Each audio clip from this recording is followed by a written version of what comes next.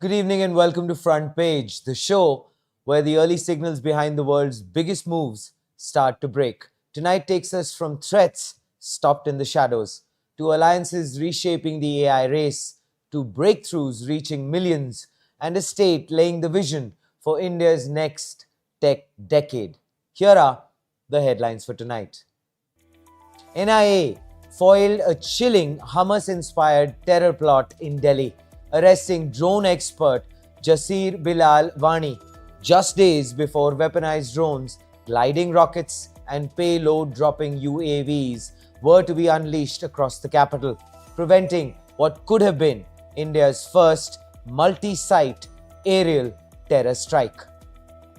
Microsoft and NVIDIA have invested a combined $15 billion into Anthropic, while Anthropic commits $30 billion in Azure compute and adopts NVIDIA's latest chips, formally cementing the world's most powerful AI alliance across silicon, cognition, and cloud, and valuing Anthropic at nearly $350 billion in a realignment that reshapes the global AI race.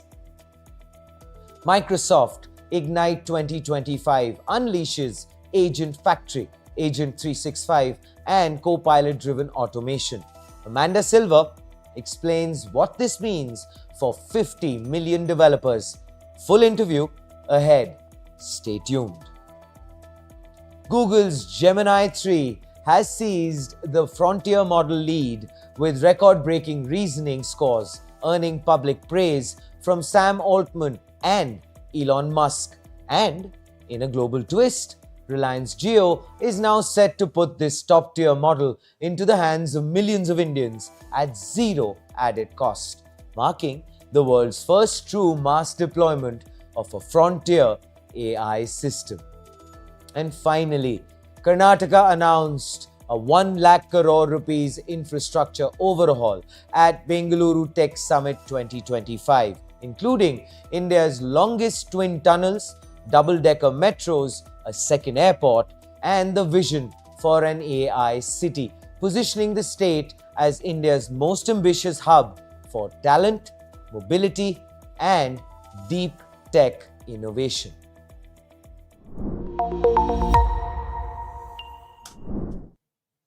Delhi just survived something far bigger than a car blast. A Hamas-style drone and rocket strike planned right in the heart of India's capital. According to NIA's probe, terrorists were days away from launching weaponized drones, gliding rockets, and pneumatic launch precision bombs, the same tactics Hamas used on 7th of October. And the operation's technical brain, a 20-something Kashmiri drone expert named Jasir Bilal Wani, now in NIA custody. This is Front Page, AIM Network's video-first newsroom that brings you the latest information that matters. This is not noise, not speculation, but purely tech and truth with urgency. Please subscribe as it inspires us to keep bringing you the unvarnished truth and substance. Tonight, we break down exactly how India stopped what could have been the largest drone-based terror attack in the nation's history. The Red Fort card bomb that killed 15 and injured many more was actually Plan B. Investigators now believe the suicide blast was a panic detonation triggered when the original drone rocket plan started collapsing.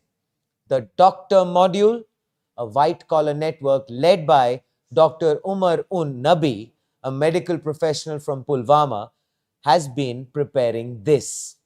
Hamas-style gliding rockets, 20 to 25 kilometer range, improvised pneumatic launch rockets, rail-launched UAVs, payload-dropping drones capable of releasing bombs over crowded markets. All of this using cheap, locally available parts and high technical expertise.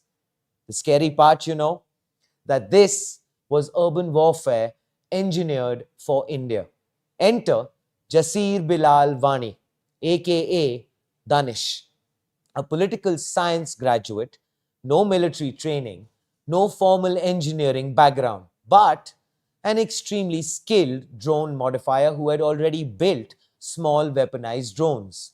NIA says he was developing drones with high capacity batteries to carry heavier explosives, camera fitted payload systems, early prototypes of rocket assisted UAVs, and attempts at mini gliding projectiles, the same kind Hamas and ISIS deploy in Syria, Iraq, and Israel. What's even more terrifying was that this was execution level prototyping inside India, coordinated across Kashmir, Haryana, and Uttar Pradesh. His role: active co conspirator, the technical operator, the one who turned ideology into hardware. Investigators now believe Delhi was the target for multiple simultaneous attacks: rockets, drones, and car bombs designed to mimic the shock and chaos strategy used by Hamas, which is fast, cheap, hard to intercept, and highly disruptive. Just one payload drone dropped over Chandni Chowk or Connaught Place could have caused mass casualties, instant city-wide panic, complete collapse of policing bandwidth, ripple effects across India's security grid. The NIA says the only reason India didn't witness its first major drone terror strike was because several arrests came just in time, forcing Dr. Umar to prematurely trigger the car bomb. Multiple reports suggest that the blast was a cover up, not the main event. What makes this case different is the profile of the terrorists. They were not farmers, not foot soldiers, not cross border handlers, but educated, technically skilled professionals, doctors, drone engineers, logistics managers operating with modern tools. This disturbingly is the new face of terror: high skills, low cost commercial tech, social media radicalization, and the ability to build Hamas-style weapon systems without crossing a border. This is what NIA calls white-collar urban terror. As for the breakthrough, it came through because of this: digital footprint mapping, procurement pattern tracing, drone battery and component analysis, surveillance around Al Falaha University, forensic evidence like TATP traces in the bomber's shoe, and early arrests that triggered panic inside the module. Vani has now been remanded to 10 days of NIA custody, where investigators say the priority is recovering drone prototypes, identifying transnational handlers, mapping the full technical network, and preventing any remaining plans from activation. So, what is the bigger picture? India just prevented an entire future of war from entering our cities. A future where cheap drones, improvised gliding rockets, and Hamas style payload systems could turn crowded markets and monuments into targets. A future where terror is carried by machines in the sky. And thanks to the NIA, the Delhi police, intelligence agencies, and frontline officers, that deadly future never arrived. But here's the harsh truth: this is unfortunately only the beginning. Around the world, terror groups are shifting to low cost, high impact technologies: drones, AI assisted triggers, encrypted communication, and autonomous explosives. And India is responding with its own transformation: AI powered surveillance grids, quantum secure communication research, indigenous anti drone systems, made in India defense technology, space based intelligence. A government that has made zero tolerance to terrorism a national doctrine. Whether it is Mission Sudarshan Chakra, India United States critical technology partnerships, semiconductor self reliance, or the rapid rollout of anti drone systems, India is preparing for a new battlefield. A battlefield where code matters as much as courage, where intelligence matters as much as infantry. And yet, at the heart of this story is something beautifully simple. We sleep safely because someone else stays awake. Tonight, we thank our NIA officers who chased digital trails and cracked the plot, our police and paramilitary units who guard our cities, our intelligence teams who prevent the attacks we never hear about, our soldiers on the borders, and our farmers, the quiet strength of this country, who feed every home so the nation stands tall. More than anything else, India just proved something bigger. When terror evolves, we evolve faster.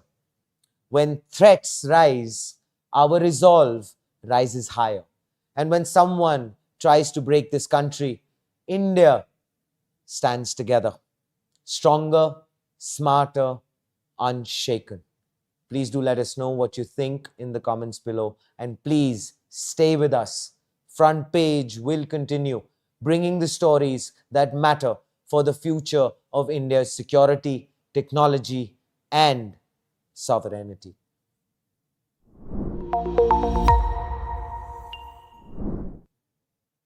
So what happens when the world's biggest AI infrastructure company, the world's biggest AI safety and cognition company, and the world's biggest AI enterprise cloud company decide to, well, team up? You get a new world order. Microsoft into NVIDIA into Anthropic, the deadliest AI trio ever assembled. And this week at Microsoft Ignite in San Francisco, the company unveiled more than 70 plus new products and updates. Work IQ just stole the show, and it was revealed in a way the tech world has never seen before. 20,000 people in a stadium, t-shirts delivered in minutes, and a keynote that looked less, well, like a conference and more like Coachella for AI. This is Front Page by AIM Network. If you're ready, let's get started. Three companies at the top of the AI stack: NVIDIA, the silicon empire powering the world; Anthropic, the cognition layer redefining intelligence; Microsoft, the enterprise cloud running the entire global economy. Satya, Jensen Huang, and Dario Amodei walked out as partners, and they dropped the four-part bombshell. Anthropic's Claude models now run natively on Azure Foundry. Microsoft will use Claude across the entire Copilot family, and Anthropic commits up to 1 gigawatt of NVIDIA compute. NVIDIA plus Anthropic form a joint optimization pact from Blackwell, Vera Rubin. This year's Microsoft Ignite felt like, well, an AI history assembled in a stadium. Judson Althoff walked out with the confidence of a man holding the cheat codes to the next decade. And Ignite 2025 revealed three massive breakthroughs. Firstly, Work IQ, as mentioned earlier, literally stole the show. Your emails, your meetings, your files, your habits, your relationships. Microsoft stitched them together into a private intelligence graph for every worker. Next was Fabric IQ, 20 million semantic models, one shared understanding of the entire company. This turns every dashboard, spreadsheet, and system into real-time intelligence. Lastly, Foundry IQ. This is where actually the magic happens. Foundry IQ plans, reasons, and acts across Work IQ, Fabric IQ, your internal apps, your web sources. This is basically context engineering at planetary scale. Besides this, Microsoft also unveiled two of the most important AI products of the decade. Agent Factory, the world's first industrial-scale assembly line for AI agents. It builds, tests, governs, deploys, and monitors agents automatically. Agent 365, the new identity layer for agents, giving them login, permissions, governance, observability, and security just like human employees. Together, they turn agents from side projects into a full workforce. Don't go anywhere.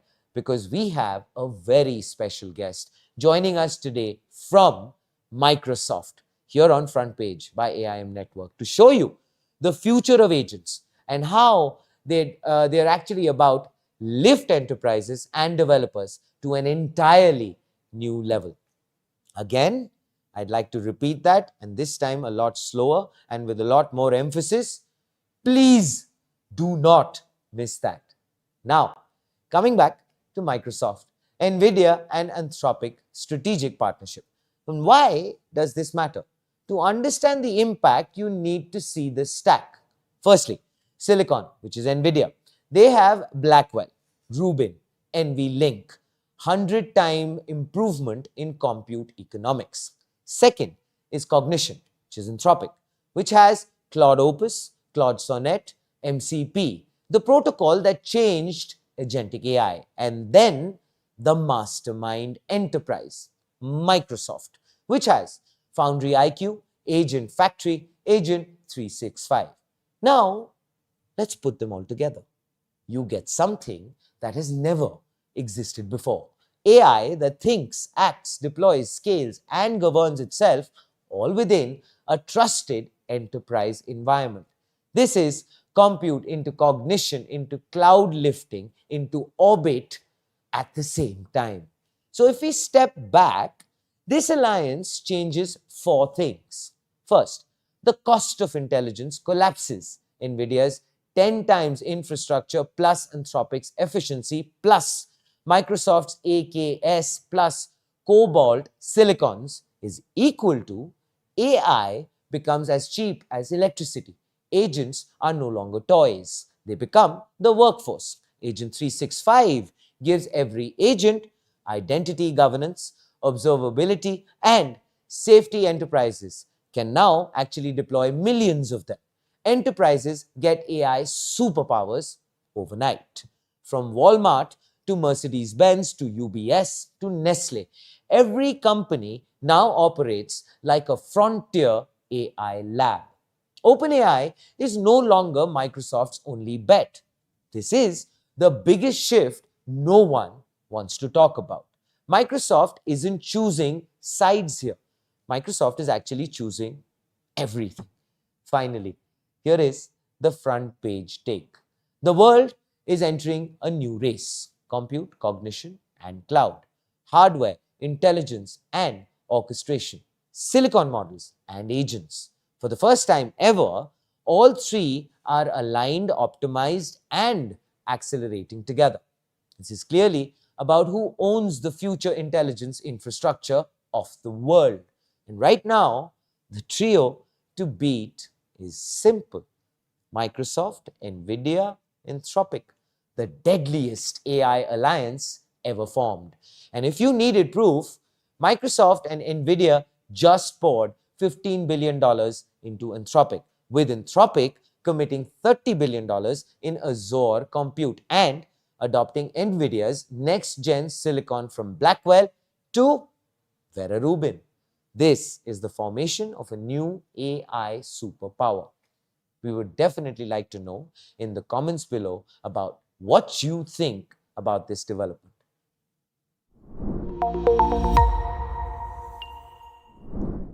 Tonight, for a brief moment, the AI arms race turned into a standing ovation. Google dropped Gemini 3. Sam Altman himself tweeted, "Congrats to Google. Looks like a great model." That was followed by Elon Musk also saying congrats. Sundar replied with a folded hands emoji. Even Googlers are calling it a new era of intelligence. And under the hood, this thing isn't just vibes. On public leaderboards, Gemini 3 Pro is now number 1 on LM Arena with 1501 ELO, hits PhD level scores on GPQA Diamond, and posts state-of-the-art results on ARC-AGI 2 for general intelligence tests, beating previous frontier models across reasoning, math, and multimodal tasks. But here's the twist India cares about. Reliance Jio is already wiring this frontier model into its ecosystems. On top of an 18-month Google AI Pro offer, effectively putting one of the world's best models into the hands of millions of Indians at zero extra cost, Gemini 3 just changed the global AI race, and India might be the first country where it truly goes mass market. This is Front Page, AIM Network's video first newsroom, bringing you only the information that matters. No hype, no noise, just tech, truth, and what it means for your future. And please subscribe to Front Page and AIM Network. Just motivates us. So, well, coming back, the question is, what did Google actually launch? Gemini 3 is Google DeepMind's new frontier model, built to be state-of-the-art in reasoning. It can peel apart messy layered problems instead of just autocomplete text. Fully multimodal. It reads long docs, code, images, video, audio, and connects them in one brain. Agentic plus vibe coding native. It acts, which is planning, coding, using tools, driving terminals, and browsers. On benchmarks, Gemini 3 Pro lists out like this.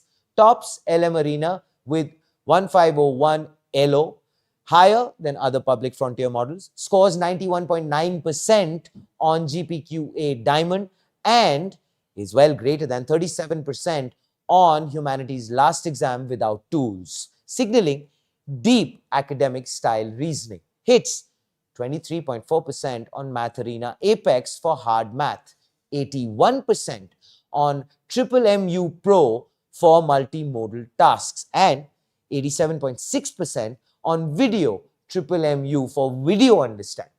Achieves 72.1% on Simple QA Verified, a factual accuracy benchmark. So, in plain English, on public scoreboards, Gemini 3 is now the model to beat across reasoning, math, and multimodal understanding. Google is shipping Gemini 3 everywhere on day one. Search AI mode. Gemini 3 now powers immersive generative answers with interactive tools and simulations built on the fly. Think mini apps and visual explainers instead of a wall of links. Gemini app, the default brain for learning, planning, coding, analyzing long videos, lecture notes, contracts, PDFs. The developers and the enterprises. Available in Google AI Studio, Vertex AI, Gemini CLI, and the new Google Anti-Gravity Agentic Dev platform.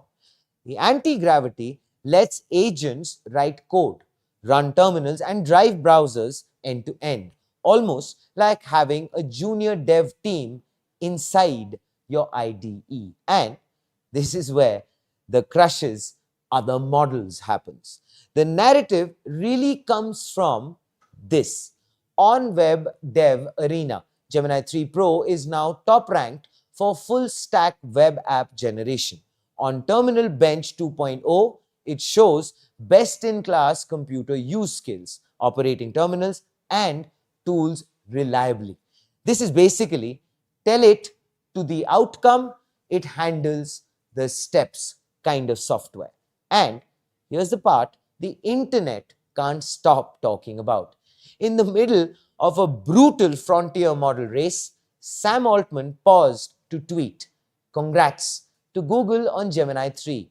Looks like a great model." End quote. Sundar replied with a folded hands. Google folks, OpenAI folks, XAI folks, all quote tweeting. Logan Kilpatrick summed it up with mentioning Gemini and Sam with a handshake emoji. And then came the crazy suggestion, which is this. What if, instead of burning trillions of dollars separately, OpenAI plus DeepMind plus XAI actually joined forces on AGI? Shared safety, shared infrastructure, less duplicated compute, more shared science. Will that happen? Realistically, no one's betting rent money on it, but The fact that people are even saying this out aloud tells you where we are. The top model changes almost every few weeks. The only constant is the pace and the power bill. Now, let us actually step back and zoom into India. While the US debates AGI alliances, Reliance Jio quietly did something brutal and very on brand. They posted, with Jio in partnership with Google Gemini, a major transformation begins today. Advanced technology means something only when it reaches every Indian seamlessly and effortlessly. End quote. Remember, Jio already offers eligible users 18 months of Google AI Pro at no extra cost, which now actually includes Gemini 3 Pro. This translated would mean in the US, Gemini 3 Ultra is a premium subscription. In India, tens of millions of people will feel Gemini 3 baked into Jio's ecosystem for free via Geo Cloud, Geo Apps, and AI Pro benefits. This is a very classic India move. The United States builds the frontier model. India becomes the first true mass deployment market for students, small founders, indie devs, tier 2 and tier 3 creators. This isn't just model drama. It's actually your daily assistant, code pair, tutor, and business analyst arriving inside the Geo plus Google stack. So the question now is, what this means for the AI race. So where does Gemini 3 leave OpenAI, Anthropic, XAI, and the rest? The benchmarks say Google is back in clear leadership on reasoning plus multimodal. Product Surface says nobody else can ship a frontier model into search, Android, YouTube, Docs, and Geo all at once at this scale. The ecosystem says developers suddenly have a serious, sometimes cheaper, sometimes better alternative to GPT class models for agents and coding. So at the same time, OpenAI still dominates the cultural mindshare and third-party ecosystem. Anthropic, my fault, sorry. Anthropic is carving out the safest deep thinking model niche. XAI is racing on raw performance and free to use access. But tonight, if you look only at public numbers and mainstream reach, Gemini 3 has absolutely punched back into the top seat. In conclusion, as always, on the front page take, here it is. So before we close tonight, what happened with Gemini 3? Google launching a frontier model, Geo giving it to millions for free, also actually reminds us of something Amitabh Kant warned just a few days ago in his own words. And here they are. Indian telecom operators are giving free access to Perplexity. Others are letting Gemini Pro absorb Indian data for free. OpenAI is partnering with universities to take Indian data at zero cost. These global models become better using your data and then sell the AI products back to you at extremely high prices. This is colonization, but in stealth mode. End quote. This is genuinely a powerful reminder. AI breakthroughs are amazing, correct? Free access is empowering, yes. But data is the new oil, and India must protect, govern, and value its own. As models get smarter, nations must get wiser. This moment, Gemini 3 plus Geo plus the global AI race is clearly about who owns intelligence, who controls data, and who shapes the future. We would definitely like to know what you think in the comments below.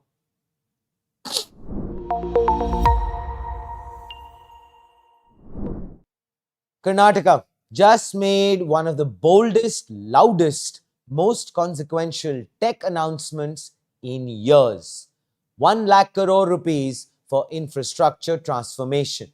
Not promises, not MOUs, actual allocations. A blueprint that can rewire the future of India's tech capital. And today, on front page, we break it down. So when one walks into the venue and you immediately understand this, Karnataka wasn't here to host a summit. it came to announce a decade. You had global delegates, founders, deep tech researchers, space tech innovators, AI labs, semiconductor engineers, climate tech builders, policymakers who actually know what they're talking about. Every hallway was a debate, every booth a prototype, every conversation, the next decade being negotiated in real time. This was a policy, hardware, deep tech, AI powered expo of ambition. And then came the big reveal. Deputy CM DK Shivakumar took the stage and dropped a number that silenced the entire hall. And it might have the same effect on everyone watching. 100,000 crore rupees for Karnataka's next tech leap. Where does this money go? India's longest twin tunnels, double-decker metro lines, two-level metro corridors to fix the one thing Bengaluru loses billions to every year, which is time. Elevated corridors, the long-awaited arterial network finally getting greenlit. Bengaluru's second airport, a massive unlock for global connectivity, GCC expansions, and commercial aviation. The first blueprint for India's AI city, a new district built ground up for compute, robotics, chips, labs, cloud infrastructure, and AI startups. This is the infrastructure that attracts this talent, capital, global companies, long-term investment. This is how technology cities stay technology cities. While other states were showcasing data center MOUs, billion-dollar GCC announcements, AI as a service pitches, Karnataka walked in with a device, a tiny black box built by Kannadigas, open source, AI ready, offline capable. Kio, India's first stable state-built AI PC. We covered this on front page already, but it matters even more today because Kio is a policy instrument, a digital inclusion weapon, and a declaration that AI belongs to every student, every home, every district. End quote. Kio comes preloaded with open source RISC-V silicon, Linux operating system, on-device AI core, 4G, Wi-Fi, Ethernet programming tools, and Budh, an AI agent trained on Karnataka's school syllabus. It costs 18,999 rupees only and is engineered for one purpose: put compute and AI into the hands of millions, not thousands. You can build all the AI data centers in the world, but without devices that can run AI, the revolution stops at the gates. Karnataka just solved that problem. Day one wasn't just hardware and announcements. Two major policy launches shaped the direction. State IT Policy 2025 focused on MSME enablement, new employment, pipelines, hardware acceleration, startup support, innovation districts, research and development incentives, Karnataka's space tech policy, a major boost for satellite manufacturing, launch services, deep space research and development, ground systems, defense tech, electronics, and sensors for space. So together, these policies signal something way bigger. Karnataka wants to dominate the stack, from silicon to space to AI. Everything is now pointing to one mega vision, which is Karnataka is building the world's first AI city. The early blueprint includes innovation zones, edutech districts, AI labs, chip design parks, quantum centers, robotics hubs, green mobility corridors, residential townships for 2 to 5 lakh people, and future-ready employment clusters. And guess where this fits perfectly? The upcoming Greater Bengaluru Integrated Township, GBIT, on the Bengaluru-Mysuru Expressway, a megacity positioned to become India's next global GCC hub, the country's biggest AI development cluster, a hardware plus software plus policy showcase to the world. And the device that will feed talent into that city, you guessed it, Kio. Bottom-up access leads to top-down infrastructure, leads to mid-layer policy, leads to global scale ambition. Simple. The math checks out. Tomorrow, we'll go deeper into AI governance, sovereign compute, space tech commercialization, electro-semicon acceleration, green infrastructure, global partnerships, women in deep tech leadership, and the future of Karnataka's digital economy. So if day one was the announcement, day two is the reasoning behind it. Please stay tuned as we bring real-time updates live from the event and ground up, so you don't have to go anywhere else. And finally, in conclusion, here is the front page take. Here's Karnataka's scoreboard from day one of BTS 2025. 1 lakh crore rupees infrastructure transformation, India's longest twin tunnels, double-decker metro lines, second airport, blueprint of India's first AI city launch, of Kio, India's first state-built AI PC, Budh AI agent for schools, state IT policy 2025, space tech policy, global delegations from 60 plus countries, 10,000 plus innovators under one roof, 1,000 exhibitors, 80 plus sessions, deep tech semicon, sustainability, robotics, all converging inside one state. This is Karnataka telling the country the next decade of India's tech revolution starts here. End quote. The only question left is, will the rest of India keep up, or will Karnataka pull away for the second time? Please do let us know what you think in the comments below.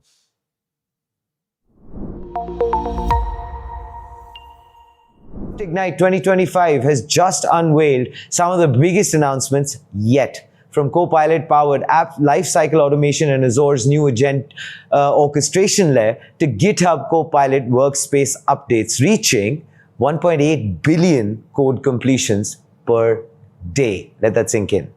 So together, these milestones redefine how developers build, ship, and scale software globally. Developers every month.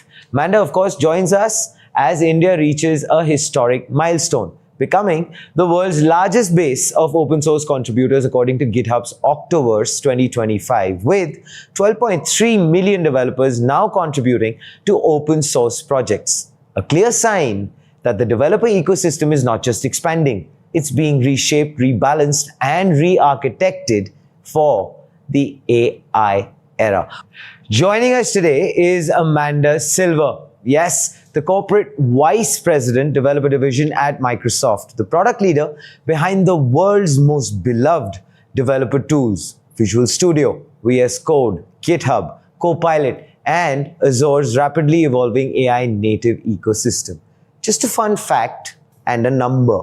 Her work touches over 50 million, powering the shift from traditional human-driven workflows to agentic software development, where AI agents write code, scan vulnerabilities, propose fixes, and orchestrate deployments end-to-end. And of course, this conversation couldn't come at a better time. Welcome to Front Page, Amanda. We're genuinely thrilled to have you with us to delve into the agentic revolution and what it means for the world's fastest-growing developer nation. How are you doing?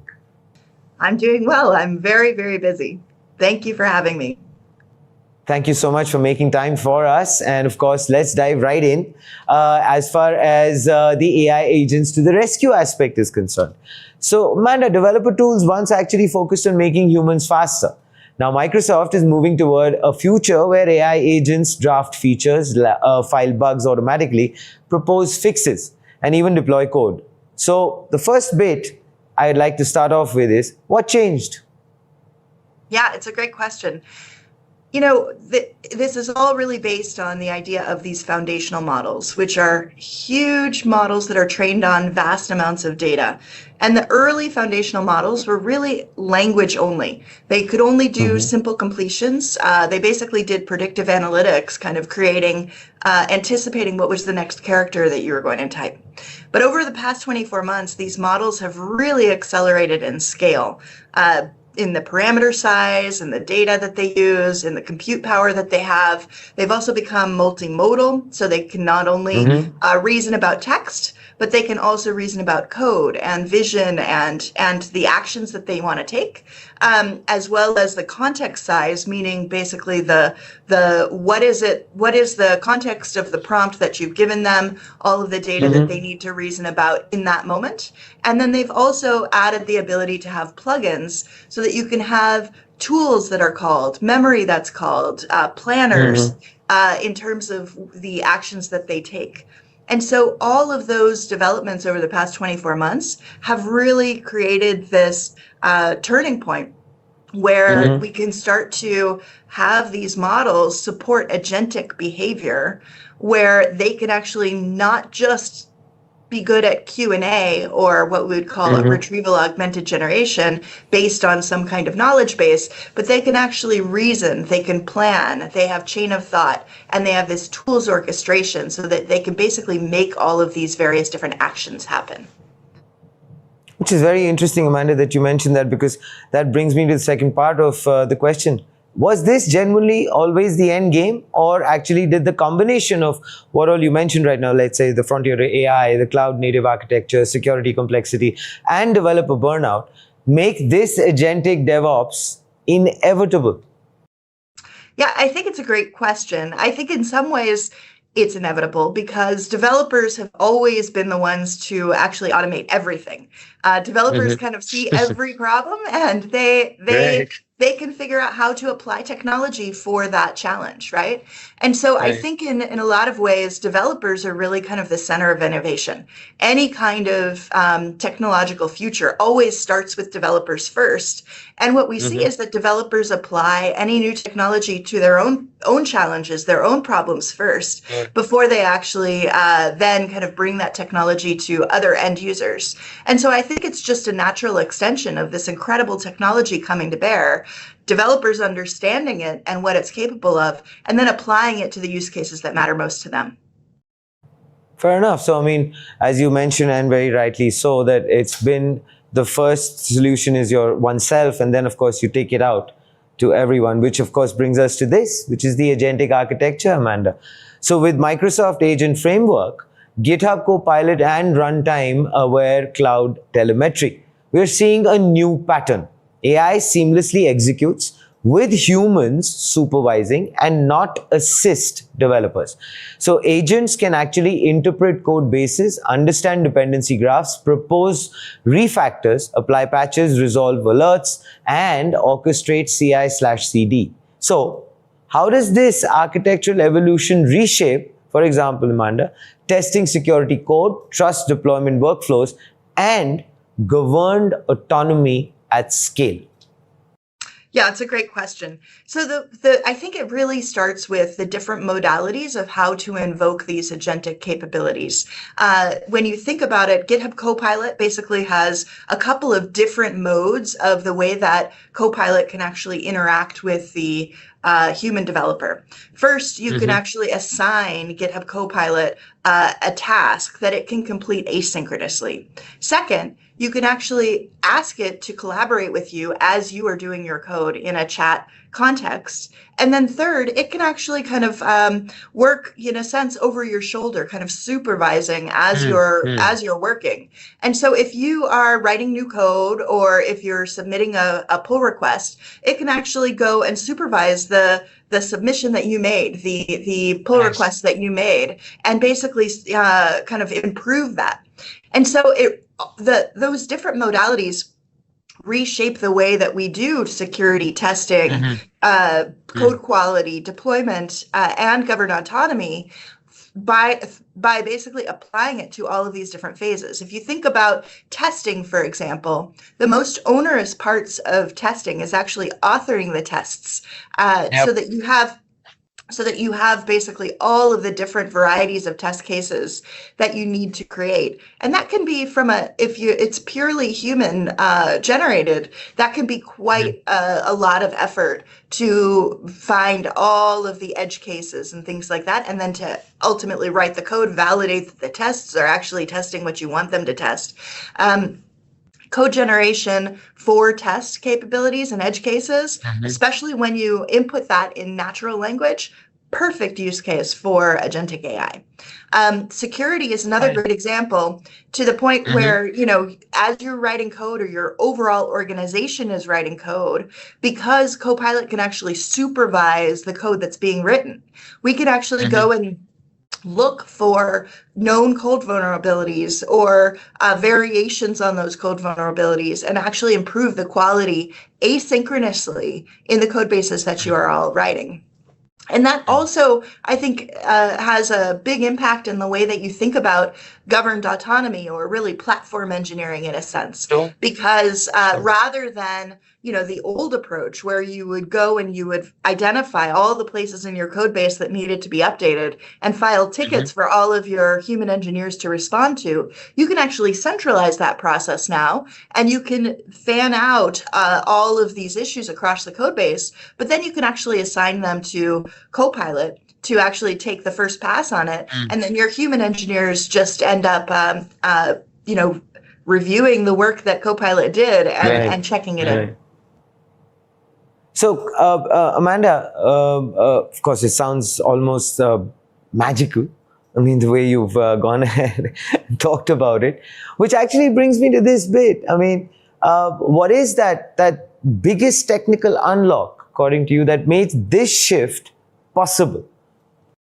Yeah, again, I think it really goes back to the point around how the foundational models have evolved over the last 24 months to become more capable of reasoning, chain of thought, planning, and tools invocation that has really unlocked this agentic kind of revolution. That combined with the application of that in the context of these coding environments in Visual Studio Code and Visual Studio, all of the JetBrains IDEs, everywhere where GitHub Copilot goes, that combination is really what's unlocking it for developers.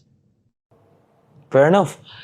Which actually then brings us to this aspect, Amanda, which is a very important one, the economics and the developer value.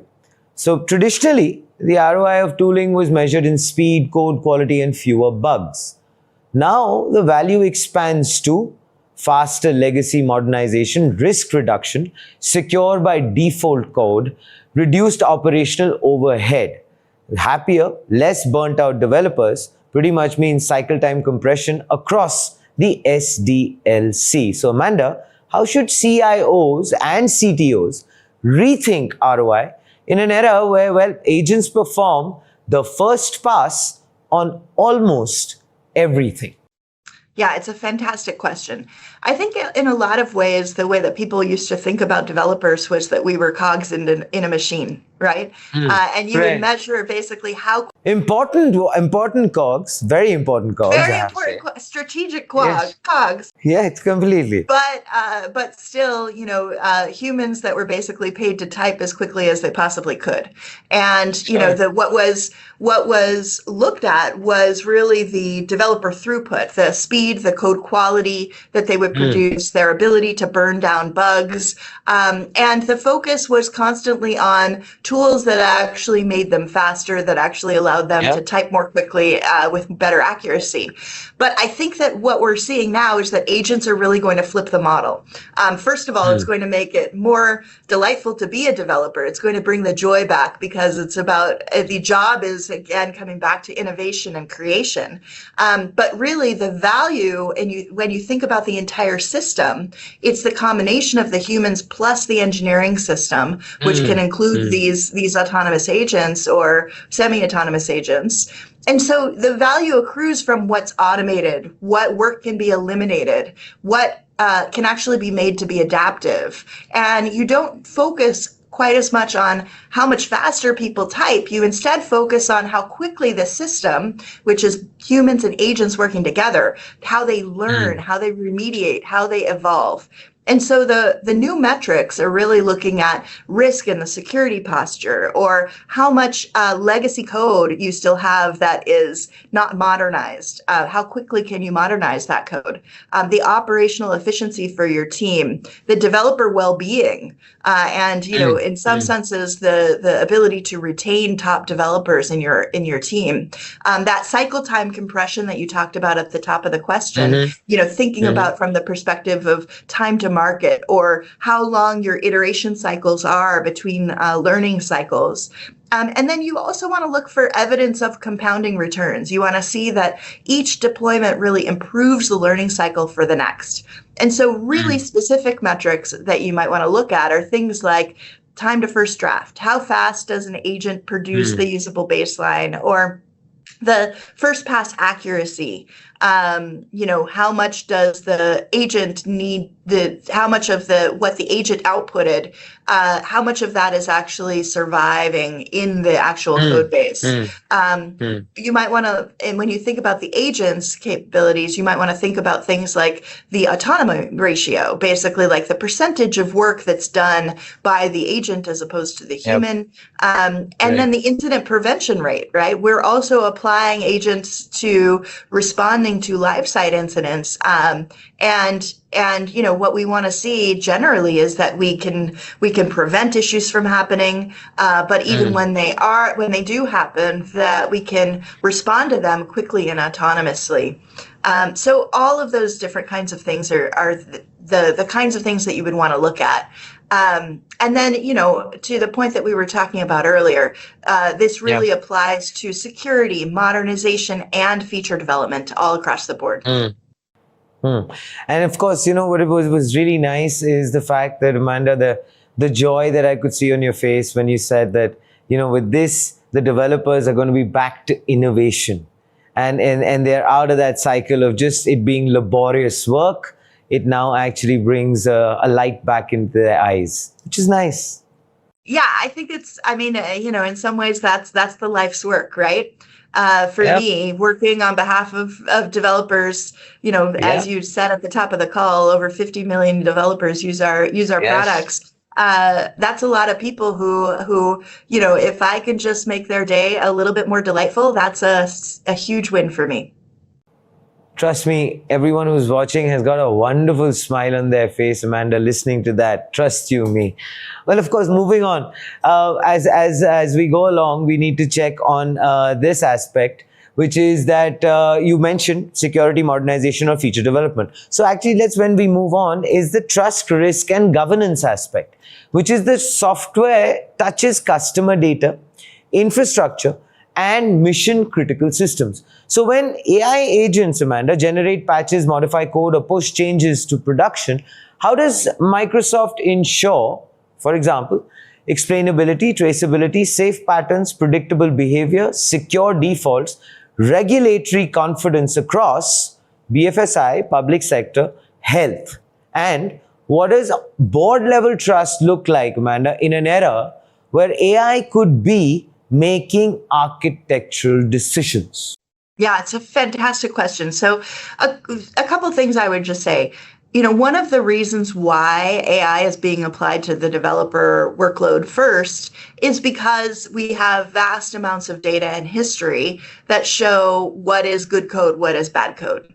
I think that we can actually use that to then improve the security, improve the architecture of what, junior developers coming into the industry for the first time may not know, right? And so we can take the expertise that has been developed by developers over decades and apply that to the guidance that we give to more junior developers. from a security perspective, AI can really reason over the entire code base, the dependencies, the configurations, all simultaneously. And it can find these kinds of vulnerabilities because we're basically taking the world's collective knowledge of what makes for good software, and we're kind of building it into the AI that we're bringing to everyone. And that allows Wow. you to do... I mean, when you said that, Amanda, is like, wow, that's to me, that's like, wow, that's intimidating and overwhelming. But for you, it's probably every day.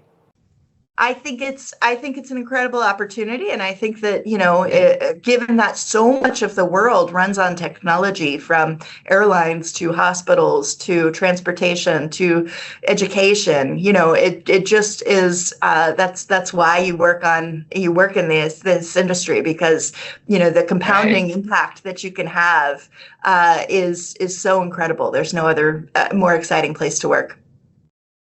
Fascinating. Which of course brings me to this thought, which is the competition and ecosystem advantage. Google has Gemini for developers. AWS has Bedrock agents, Amanda. Open source frameworks are rising pretty fast. Adobe and Canva are making moves in design plus creation workflows. Microsoft sits at a very rare intersection. Editor to repo to assistant to cloud to runtime deployment. So how much of Microsoft's advantage comes not just from tools, Amanda, but from the tight integration between GitHub versus, let's say, Copilot, Azure, and enterprise security? And of course, what do you believe is the real differentiator as we enter the age of agentic development? So from my perspective, I think that, a lot of the place where most people do their work is in Microsoft products, right? If you think about developers, it's certainly true that across GitHub, Visual Studio Code, Visual Studio, and given that we've brought GitHub Copilot to the JetBrains IDEs, Eclipse and Xcode, we basically have, a huge portion of the world's developers using basically this intelligence to complete their work. And then when you think about everyone who is not a developer, many of them are using Microsoft 365 to complete their work as well, right? Sure. And so, and then obviously, Azure becoming kind of the world's computer, really brings this unprecedented scale that the world has really never seen to bear on any problem that you might want to go solve. And so I think in a lot of senses, Microsoft's huge opportunity is to connect all these different systems so that you can actually take the context from your code base and you can bring it into the docs that you're writing in M365 or vice versa, right? Or you can take the information around who in your organization is working together, who should have access to various things, if you're going to unleash an agent in this environment, how can you make sure that that agent is actually operating in the way that you want it to or expect it to, or that it should have access to? And so I think that in a lot of senses, this next era of agentic development, certainly there's a huge amount that goes to the science development of the models and the product integration. But at the same time, I think the big opportunity is just actually doing the systems integration to bring all of these systems of work together so that really the end users get to benefit. No, fair enough. Of course, that would be pretty sure happening very soon, Amanda, the way you're putting things together. And that brings me to this, which is India, the new global developer powerhouse, since you're saying it's going to help the developers when you integrate all these systems. So that brings me to the India aspect, which is GitHub Octoverse 2025 confirms that India is now the world's largest base of open source contributors, ahead of the United States for the first time. 14% of all new GitHub accounts this year. 5.2 million new Indian developers entering the ecosystem by 2030. So by 2030, Amanda, it's 57 million developers, 1 in 3 globally. So AI-assisted coding is becoming the default in the country, with 80% of new devs adopting Copilot in week 1. Where do you see India leading next? Let me start with that, and then I'll come to the other aspects. Well, I mean, I think that India is just such an incredible engine for growth overall. And I think that, when we think about open source contribution and how much that actually really allows the entire industry to build on higher level of abstractions. Like my goal, and I've said this many, many times, is I really want to make sure that when you're writing code, you're writing only the code that only you can write because it's unique to your scenario. Right? And everything that's boilerplate or everything that is other code that other developers would also use should be written as a framework or some kind of, Lego block in some senses that you can use in your solution, right? And that's really what open source is all about in a lot of senses. It actually allows developers to come together collectively to go build those common Lego blocks that they all need, so that everyone across the entire organization, across the entire world, can basically climb that abstraction ladder to write the code that's unique to their particular scenario. And so I think it's just incredible to see the momentum that India has in terms of open source contribution. But I would also say that one of the things that's so fascinating about this particular era, and here's a prediction, when you think about the public cloud, what that really created was it reduced the barrier to entry for new ventures, right? Because you didn't need to have the capital expenditure to go get a real estate lease so that you could host the hardware in a lab and then buy the hardware and then install all of the software on that hardware and then run it. Instead, you could lease the compute time from the public clouds, which dramatically reduced the cost to basically start up any new venture. Right? And so in a lot of senses, what's actually happening in this era of AI and agentic coding is we're again dramatically reducing the amount of expertise, the amount of investment that's required to basically go from a great idea to a new venture. And so I also anticipate that we're going to see a resurgence, a even stronger boom for new startups as well. Oh, that's the prediction, Amanda. Yeah, you heard it here first. Wonderful. We've heard it here first, and we're very excited that we got it on front page. It's recorded, Amanda. Of course, agentic DevOps, modernization, at scale security automation, Java/Net, AI workflows, cloud native innovation, OSS contribution, growth. What role does India play, Amanda, in Microsoft's next decade of developer innovation? That was the second aspect of what I wanted to talk to you about.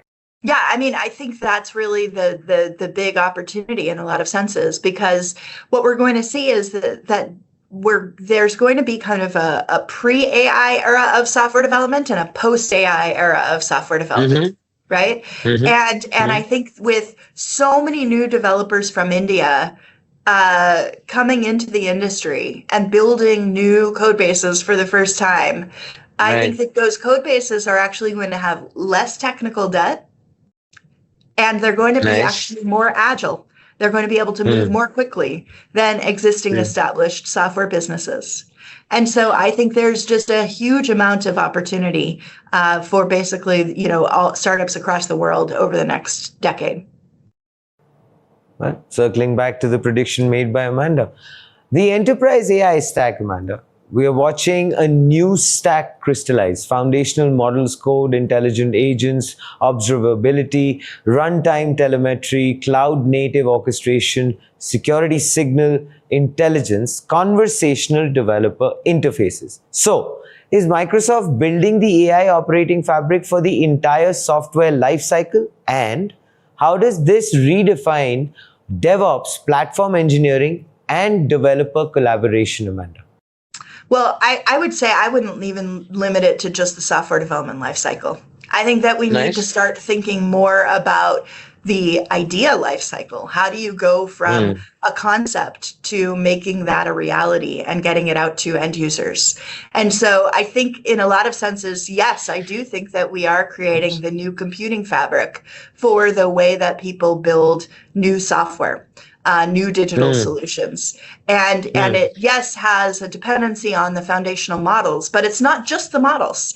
It really comes to then surrounding the models with the tools that you need to invoke, the knowledge bases, the context curation that you need to actually go build, you know, as well as the intelligence layer, so that it's not just the data that you're working on top of, but actually the analytics and that intelligence that all feeds into this agentic model, and then the ability to secure and govern that overall system. And I don't think that this is unique to software developers per se. I think one of the most incredible things about the era that we're in right now is that it actually allows not just professional developers with computer science degrees, but those that maybe are just inspired to actually go create an application, to create an agent that they can then go deploy to other users. Fabulous. All right. So as far as the conversation goes, Amanda, I do understand that you're pressed for time, but I obviously have to ask you this, and this is very important, which is the developer reality check. Who better to answer that than you? The vibe coding concern. In the community, there's actually a rising conversation, as we all know, that GitHub is becoming a dumping ground for vibe coding. Fast, AI-generated code with mixed quality, inconsistent architecture patterns, and long-term maintainability risks. Developers actually, Amanda, worry about recycled pattern bugs, compounding agents, repeating the same mistakes, noisy repos, declining code. You've heard all of this, but I'm just giving you context. Hygiene, shallow contributions. So, how is Microsoft and GitHub ensuring that AI-assisted contributions don't dilute overall code quality? And with agents generating more code than humans, how do you safeguard maintainability, correctness, and long-term architectural integrity? And what is important is, Amanda, and I want you to please answer this, not just speed. Yeah. Absolutely. So, you know, from our perspective, at both Microsoft and GitHub, we're really trying to tackle this through quality and governance by design. So we want to make sure that the code that is created, whether that's created by an AI or created by a human, that it's not just AI generated, but it's actually AI verified, that we can actually use the intelligence that we've derived from high quality code bases, existing patterns, human review processes, that we can then infuse that intelligence into Copilot so that we can have agents do those that review, that they can look at they can generate tests, they can do the equivalent of static analysis, they can look for policy enforcement before it ever reaches a pull request. We also want to make sure that we have, in some senses, models in the loop for quality. So basically that we have secondary models that we're applying that can, again, act as reviewers from a security and architecture perspective, as well as other compliance concerns that you might have. And then the other thing is we really want to build the system that has the spec to code traceability, so that every contribution really links back to the original intent or the requirement, not just a prompt. And then lastly, we want to make sure that we can actually build governed automation in all of our systems, so that we have all of the commits, whether from a human or from an AI, that we actually have complete provenance metadata, and that we can make sure that we're enabling organizations to enforce architectural and security rules through these common patterns. So the goal is not, again, more code. More lines of code is not the right solution. We really want to end up ensuring that we're building better systems, and that we're ensuring that organizations across the world write and maintain the code that is unique to their scenario.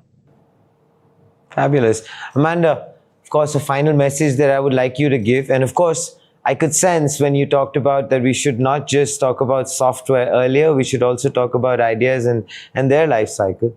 So very quickly, I needed to ask you this because I'm very curious. Do you see eventually a system coming in where humans are essentially only supervising, and it's an autonomous system which is taking place, where it's agentic AI and the systems have integrated, and the humans are, well, pretty much only supervising, and the rest is, well, being taken care of. Do you see that happening very soon? An autonomous AI, autonomous loop? I'm sure that there's going to be some organization that creates that, right? And claims Okay. that exists. I think the question is, how quickly can you trust that? And from our perspective, we believe that humans will always need to be in the loop for software development, just because, first of all, it's your intent, your idea, and ultimately you are the reviewer that needs to kind of ensure that the system is working the way that you want it to work. Fabulous. Your message, Amanda, on such a momentous day. All right. Thank you so much for having me. Excited to be here. All right, great. Do you want to say something to the developers as a message? You want to say something to them before you go? I would just say, take the most ambitious idea that you have and go try to build it. I think that you're going to surprise yourself in terms of what's possible today. You know what? A final message that we would like to give you, Amanda, and your team. We only hope and pray that that number that I talked about right at the top of the discussion, 50 million, only keeps growing, Amanda, because I believe they have the most wonderful captain who's guiding their entire journey ahead. Fabulous. Thank you, Sudhi. Great talking with you. Great talking with you.